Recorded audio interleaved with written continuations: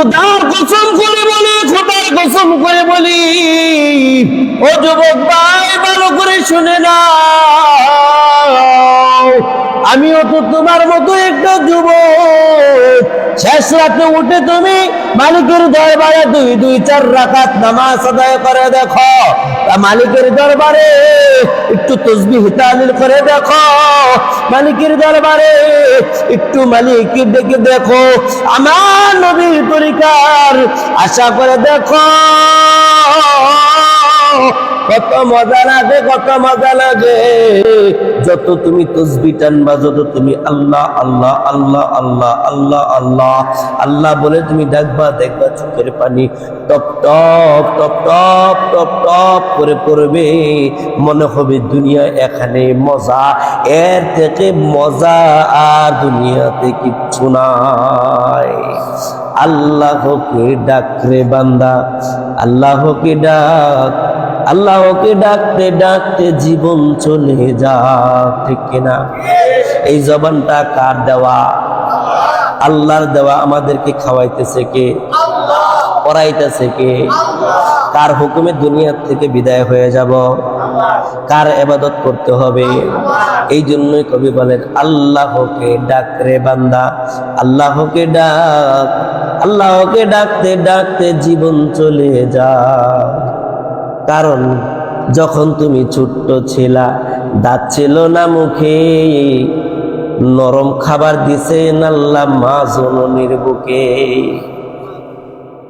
কারণ যখন তুমি ছোট্ট ছিলা, দাঁত ছিল না মুখে, নরম খাবার দিছেন আল্লাহ মা জননীর বুকে।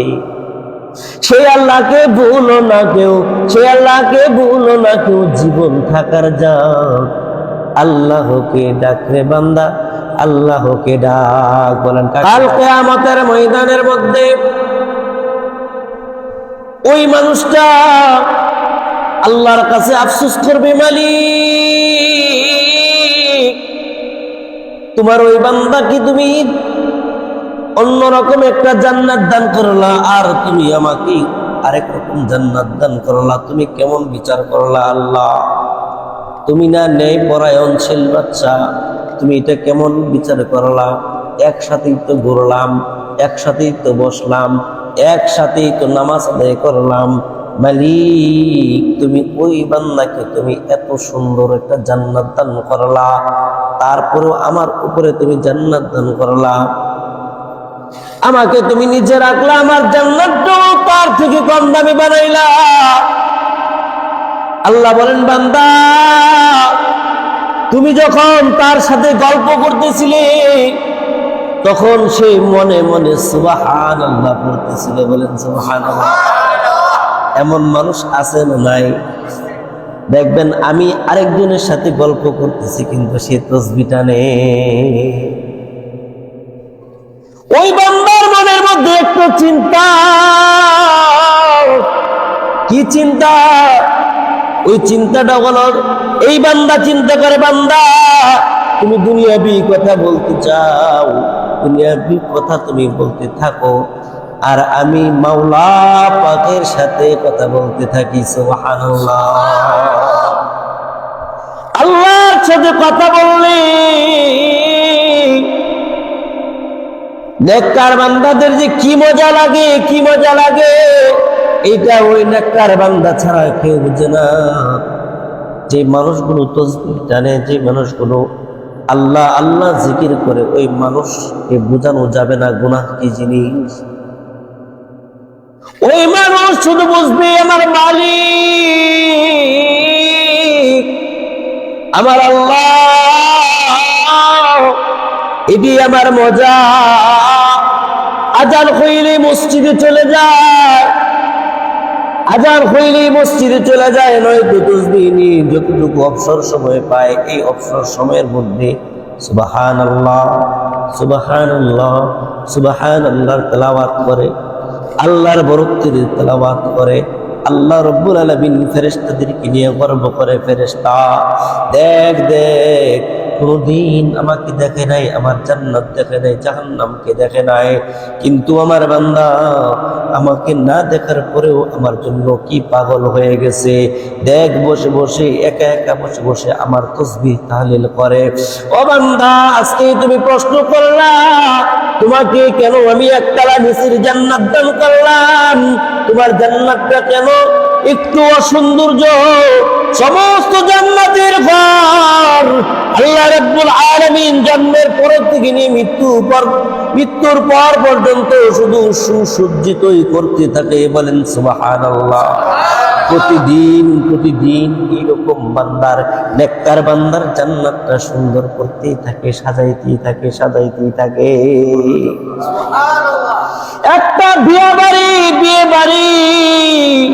এই বিয়ে বাড়ির ঘর বাড়ি রাস্তাঘাট এবং যে জায়গার মধ্যে প্যান্ডেল হবে এক সপ্তাহ আগে থেকে শুধু সাজাইতেই থাকে। এখন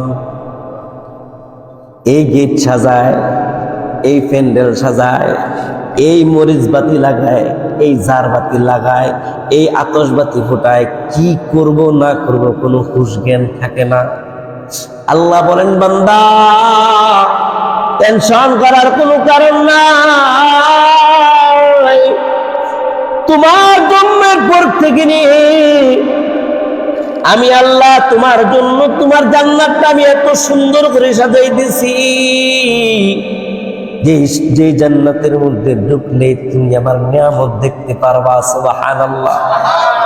এই জন্য বান্দা, যে বান্দা একটা সুবহানাল্লাহ তেলাওয়াত কম করেছে, একটা সুবহানাল্লাহ তেলাওয়াত কম করেছে, তার জন্য জান্নাত আলাদা, স্থান আলাদা। আর একটা জান্নাত সে বেশি পাইলো, স্থান আলাদা পাইলো। কেন পাইলো? একটা সুবহানাল্লাহ করেছে, আল্লাহ তাআলা মুহাব্বত করে তাকে উপরে উঠাইয়া দিছে। মালিকের কাছে আমলের বড় দাম।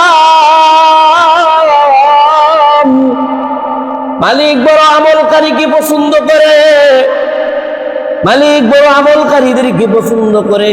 বলতে পারে হুজুর 5 ওয়াক্ত নামাজ পড়ে ইবাদত করি, তাসবিহ তাহলিল করি, কোরআন তেলাওয়াত করি, নামাজের পরে আমরা কত গুণগান গাই আল্লাহর কাছে, তারপরে আল্লাহ এই বিপদ দেয় ওই বিপদ দেয়। ও ভাই, সুন্দর করে তোমাকে আমি বুঝায় দেই, আমার মতো গুনাহগারকে দিয়ে যে মালিকের ইবাদত নিতেছেন, তাই তো বলি আলহামদুলিল্লাহ।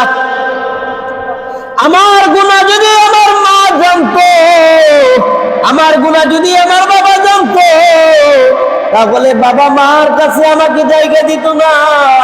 আমার গুনাহ যদি আমার বন্ধু জানতো, বান্ধব জানতো, তাহলে আমার সাথে বন্ধুত্ব রাখতো না। কিন্তু মালিকের সব গুনাহ জানার পরেও মালিক বলে বান্দা আয় রে বান্দা আয়, তোর জন্য আমার জায়গা খালি। কি গুনাহ করেছিস তুই? তো এই তো নামাজ পড়ে সিজদার মধ্যে কান্না করলি, তোর কান্নাটা আমার কাছে খুব ভালো লেগেছে। এই ভালো লাগার কারণে আমি মালিক তোর গুনাহ মাফ করে দিলাম। এমন দয়ার মালিক পাইলাম, এমন দয়ার মালিক পাইলাম। এত দয়া দুনিয়ার জমিনে আর কেউ করবে না। এত মায়া, এত মায়া, এত মায়া দুনিয়ার জমিনে আর কেউ করবে না। যে মায়া আমার প্রতি আমার মালিকে করেছে, আমার প্রতি আমার মালিকে করেছে, এত মায়া আর কেউ করবে না। এই জন্য ভাইয়েরা আমার, মালিকের দরবারে সদা সর্বদা মালিকের জিকির আজকার করে শুকর আদায় করতে হবে। মালিক বড় দয়ার মালিক। দুনিয়ার জমিনে তো আমরা গুনাহ দিয়ে আমাদের সিরাতে পড়ে ফেলেছি। এই গুনার কারণে আমাদের নামাজ ভালো লাগে না, এই গুনার কারণে আমাদের রোজা ভালো লাগে না, এই গুনার কারণে আমাদের মসজিদ ভালো লাগে না, মসজিদে গেলে ভালো লাগে না। কখন মসজিদ থেকে বের হব আমরা এই চিন্তায় পাগল হয়ে যায়, কখন আমরা মসজিদটারে নষ্ট করতে পারবো এই চিন্তায় ব্যাকুল হয়ে যায়। কিন্তু মালিক বলে, বান্দা তোমাকে আমি ছোট্ট একটা হায়াত দান করলাম, ছোট্ট একটা হায়াত দান করলাম। দুনিয়ার একদিন, দুনিয়ার 1000 বছর, আর আখিরাতের একদিন। আখিরাতের একটা দিন আর দুনিয়ার 1000 বছর। বলো বান্দা, তোমাকে আমি 1000 বছর সময় দিলাম কিনা? না না না, তোমাকে আমি 1000 বছর সময় দিই নাই। বলছো 1000 রে মনে হয় কয় ভাগ করলে জানি 60 বছর হয়, কয় ভাগ করলে জানি 40 বছর হয়, কয় ভাগ করলে জানি 70-80 বছর হয়। এত ছোট্ট একটা দিন দান করলাম ও বান্দা, তারপরেও তুমি এই অল্প দিনের মধ্যে তুমি আমাকে কিভাবে বলে যাও? আমি নামাজ পড়ি, রোজা রাখি, ইবাদত বন্দেগী করি, এই নামাজ রোজার মধ্যে ইবাদত বন্দেগী করার মধ্যে মালিক আমার প্রতি খুশি হয়ে যায়। এরপরেও মালিক আমাদেরকে বিপদ আপদ দেয়, আমরা বিপদ আপদের মধ্যে পড়ি, আমাদের জ্বর হয়, ঠান্ডা হয়, কাশি হয়, আমরা বিভিন্ন প্রকার হয়রানির মধ্যে পড়ে যাই, কিন্তু এর মধ্যেই কিন্তু আমরা পাগল হয়ে যাই।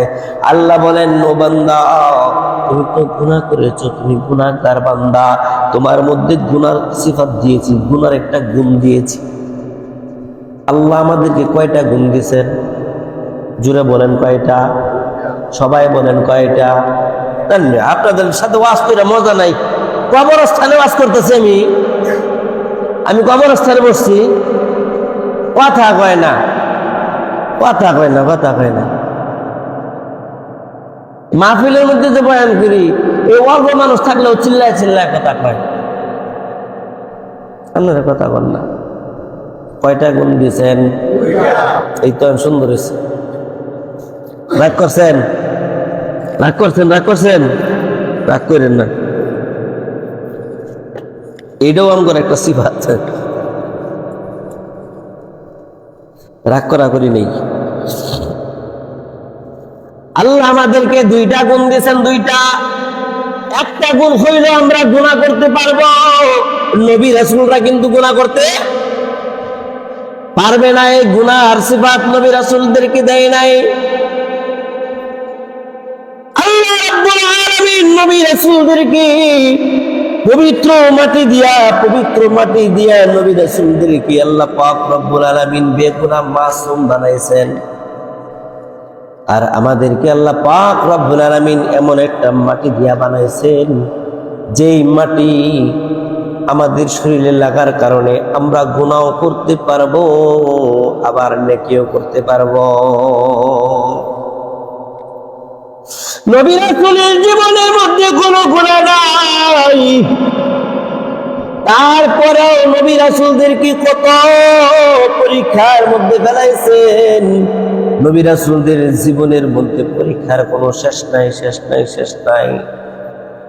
যেই নবীকে না বানাইলে আসমান বানাইতো না, জমিন বানাইতো না, যেই নবীকে না বানাইলে মাটি বানাইতো না, যে নবীকে না বানাইলে আমাকে বানাইতো না, আপনাকে বানাইতো না, গাছ বানাইতো না, তরুলতা কোনো কিচ্ছু বানাইতো না, সেই নবীকেও আল্লাহ রব্বুল আলামিন এমন কোনো পরীক্ষা নাই যে নবীকে পরীক্ষার মধ্যে ফেলায় না।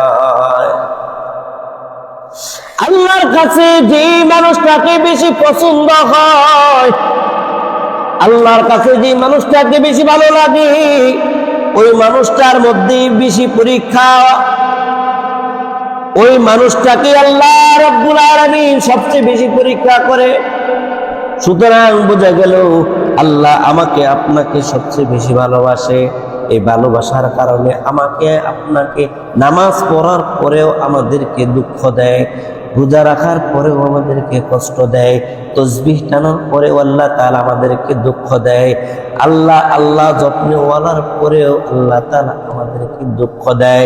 কারণ কি জানো? কারণ হইল এটাকে ঈমানটাকে শক্ত করার জন্য। আল্লাহ রাব্বুল আলামিন বলেন, আমি পরীক্ষা দেই মানুষদেরকে পরীক্ষা করার জন্য। এই পরীক্ষার মধ্যে পড়ে, কঠিন বিপদের মধ্যে পড়ে আমাকে স্মরণ করে নাকি, আমার উপরে ধৈর্য ধারণ রাখে নাকি, এটাই আমি পরীক্ষা করি। সুবহানাল্লাহ। এই জন্য মানুষের গুণ হইল মানুষ গুনাহ করতে পারবে, মানুষ গুনাহ করতে পারবে। এই মানুষটার ভিতরে গুনাহ করবে, মানুষ গুনাহ করবে, গুনাহ করার পরে আবার মালিকের দরবারে আবার তওবা করবে, মালিক ক্ষমা করে দিবে। এই জন্য আল্লাহ রাব্বুল আলামিন আশরাফ আলী থানভী রাহমাতুল্লাহি আলাইহি বলেন, আমাদের দিলের মধ্যে গুনাহ আছে, গুনাহ করব আমরা, গুনাহ করার পর আবার মালিকের দরবারে আবার আমরা তওবা করব। আমাদের ভিতরে গুনাহ থাকার কারণে আমরা মালিকের কাছে নিচু হয়ে থাকি। যদি গুনাহ না হইতো তাহলে কিন্তু আমরা মালিকের দরবারে কিন্তু আমরা নিচু হইতাম না। এই জন্য বারবার আল্লাহর পয়গম্বর সাল্লাল্লাহু আলাইহি ওয়াসাল্লাম একবার গুনার মজলিসের মধ্যে তাকে নিয়ে যাওয়া হইল। ওই জমানার মধ্যে, বিয়ের মধ্যে, অনুষ্ঠানের মধ্যে এরকম নাচ হইতো, এরকম গুনাহের আয়োজন করা হইতো।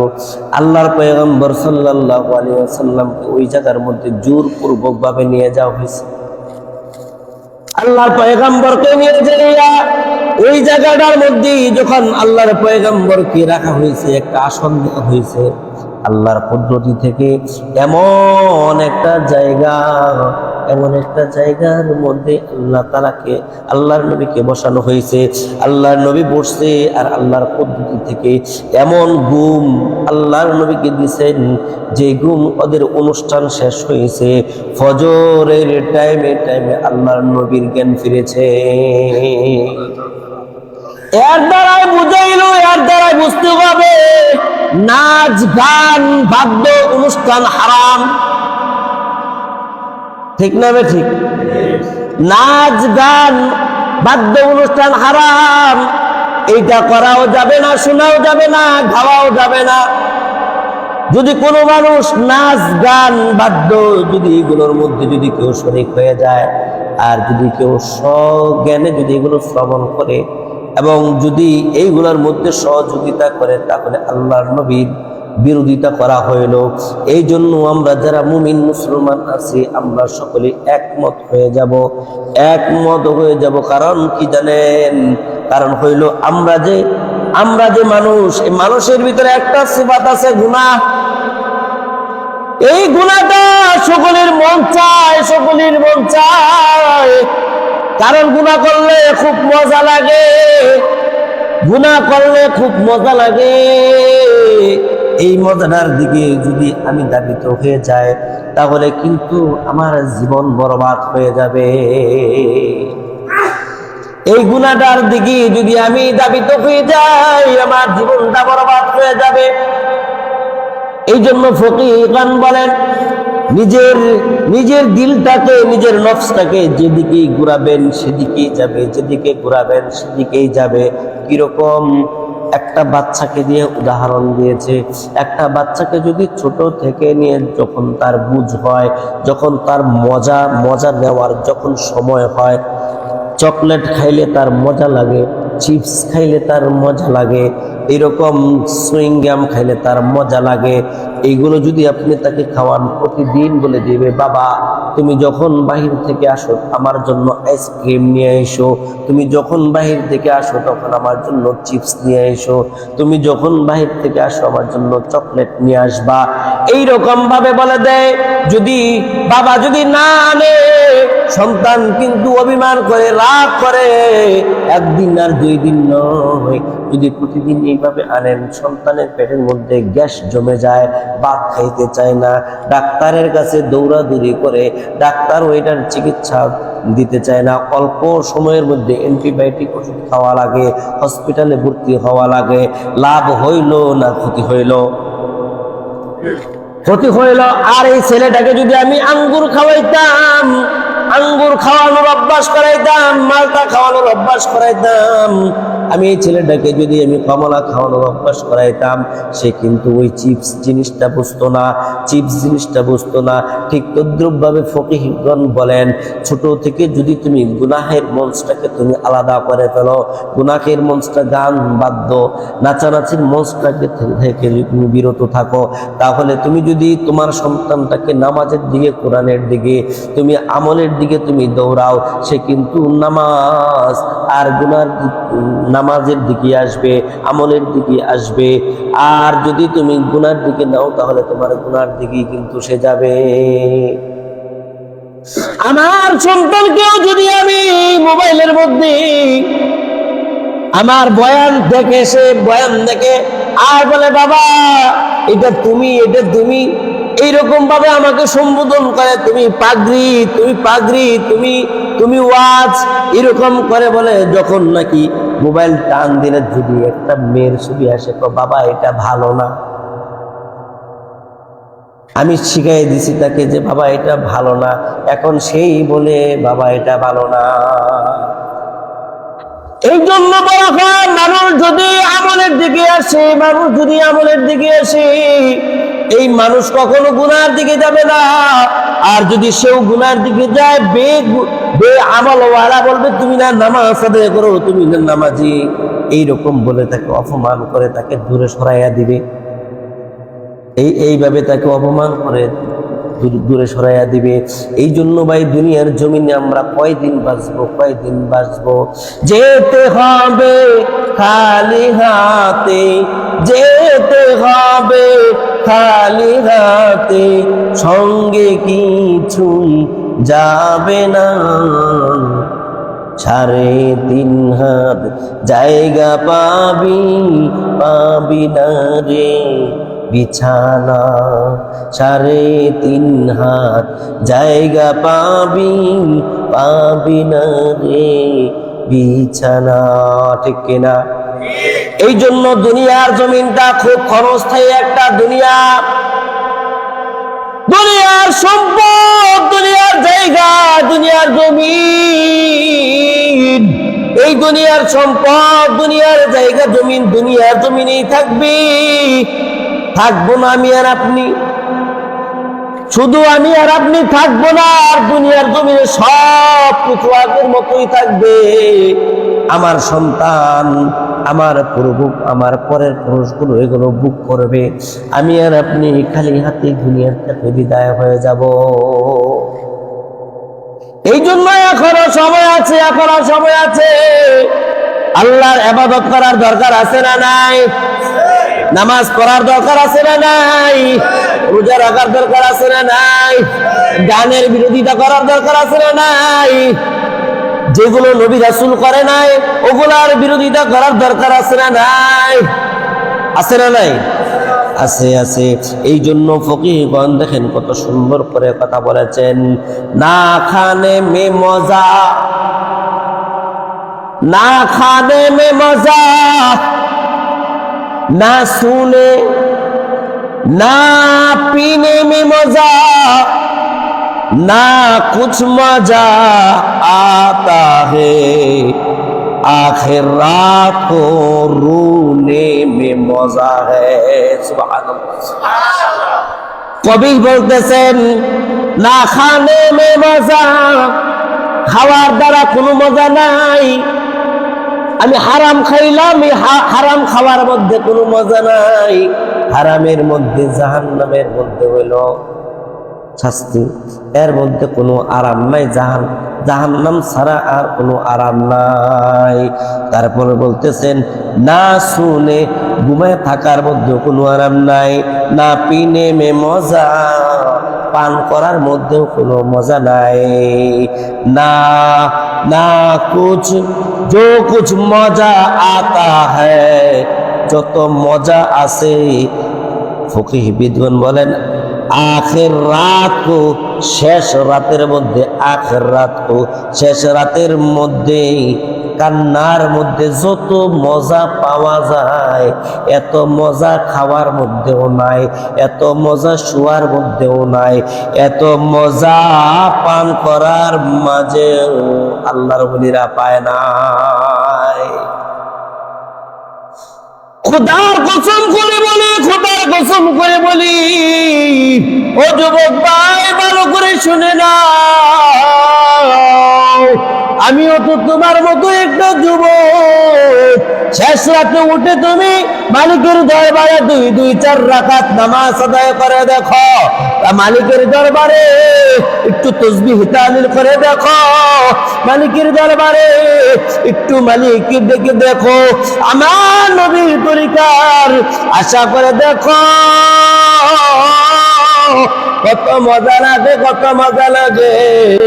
যত তুমি তাসবিহ টানবা, যত তুমি আল্লাহ আল্লাহ আল্লাহ আল্লাহ আল্লাহ আল্লাহ আল্লাহ বলে তুমি ডাকবা, দেখবা চোখের পানি top top top top top top করে পড়বে।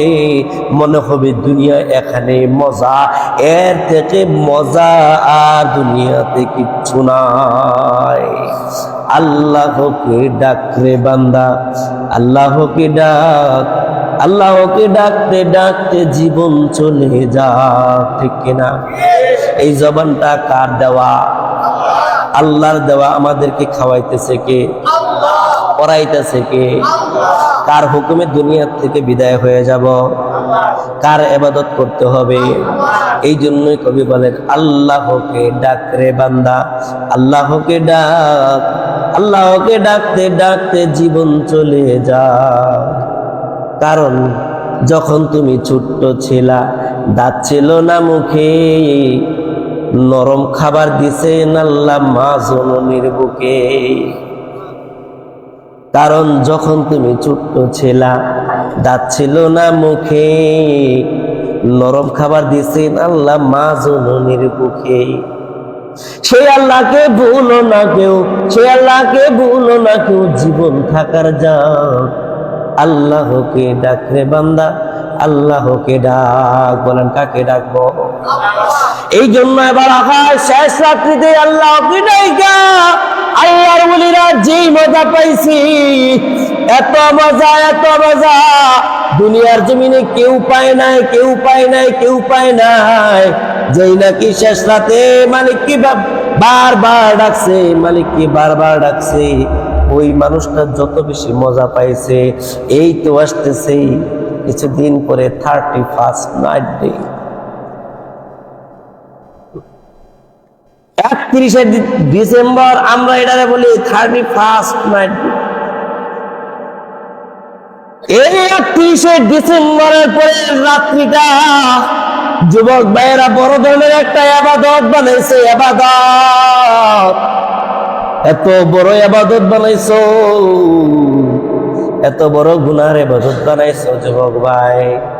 কেমন করে বানাইলাম?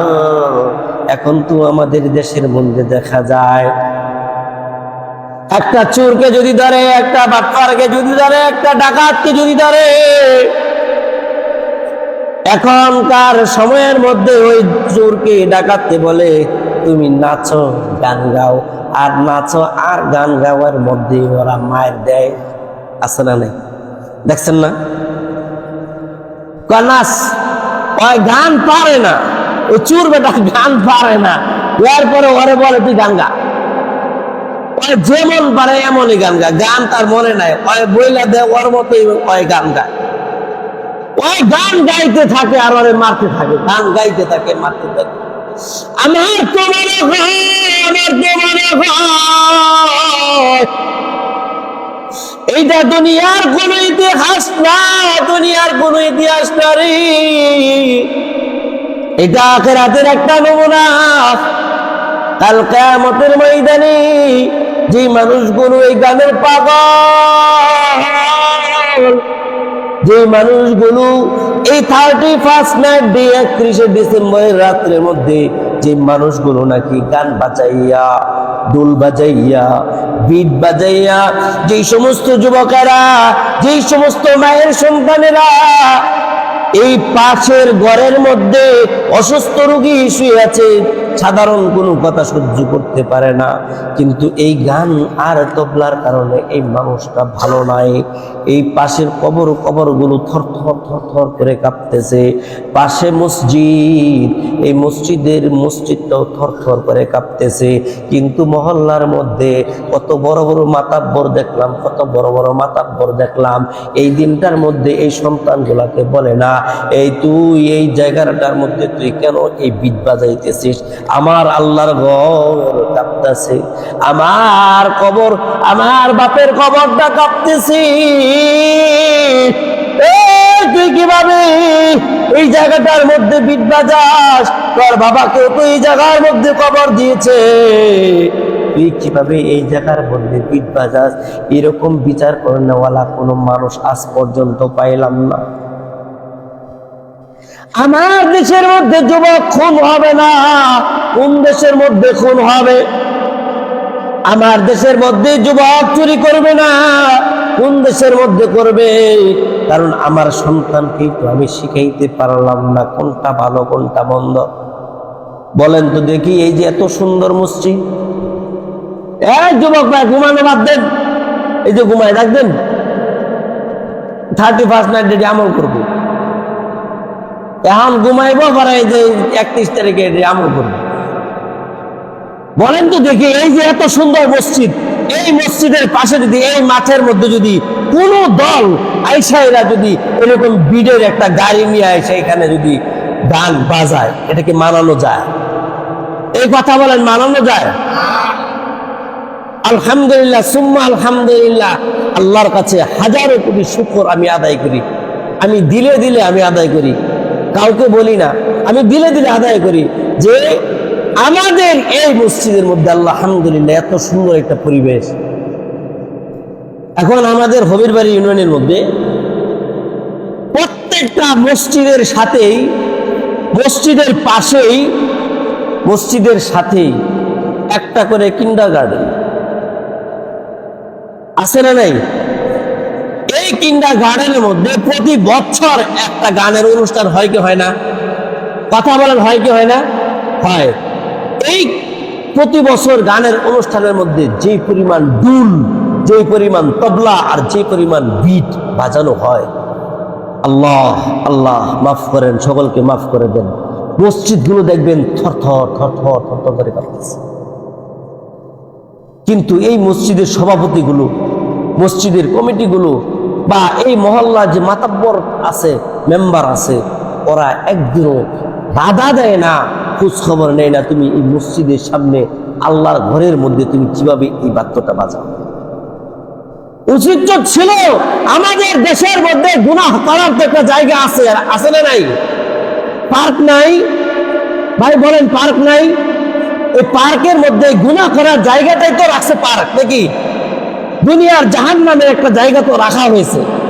কিন্তু তুমি এখানে দাঁড়াইয়া, তুমি একটা মুসলমানের সন্তান, তুমি নামাজ পড়ো, 5 ওয়াক্ত নামাজ তুমিও পড়ো, তোমার বাবাও পড়েছে, তোমার দাদাও পড়েছে, তোমার আত্মীয় স্বজন সবাই পড়েছে, তুমি 5 ওয়াক্ত নামাজ হয়ে তুমি কিভাবে পারো, তুমি কিভাবে পারো আল্লাহর ঘরটাকে তুমি কাঁপাইতে?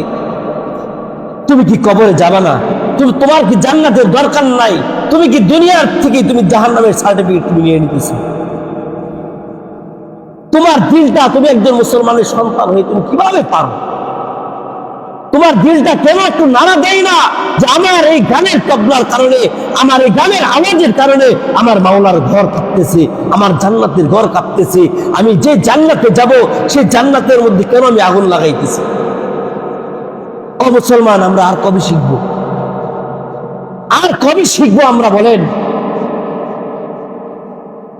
এই জন্য সামনে 31st নাইট ডে আছে।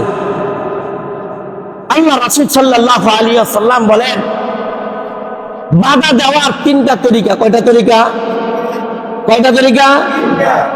একটা হলো লাঠি দিয়ে বাইরানো, যদি সম্ভব হয়, আমার যদি শক্তি থাকে, সাহস থাকে, আমার আল্লাহর ঘরের মধ্যে, আমার জান্নাতের আশপাশের মধ্যে যদি কেউ গান বাদ্য বাজায়, লাঠি দিয়ে বাইরে ওই গানের তবলা টবলা ফাটায় ফেলাইতে,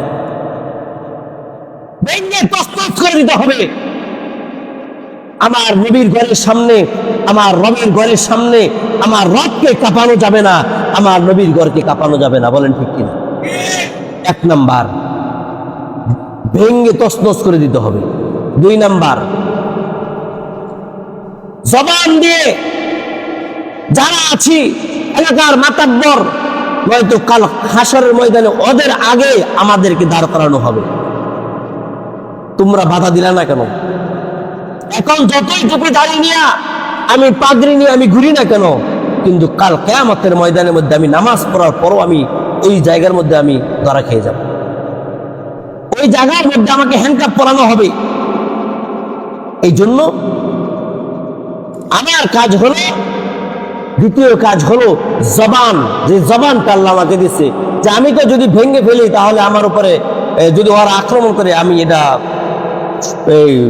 করতে পারবো না, ওদের আযাবটা আমি সহ্য করতে পারবো না, ওরা যে একটা রিপিট একটা অ্যাকশন দিবে এটা আমি নিতে পারবো না।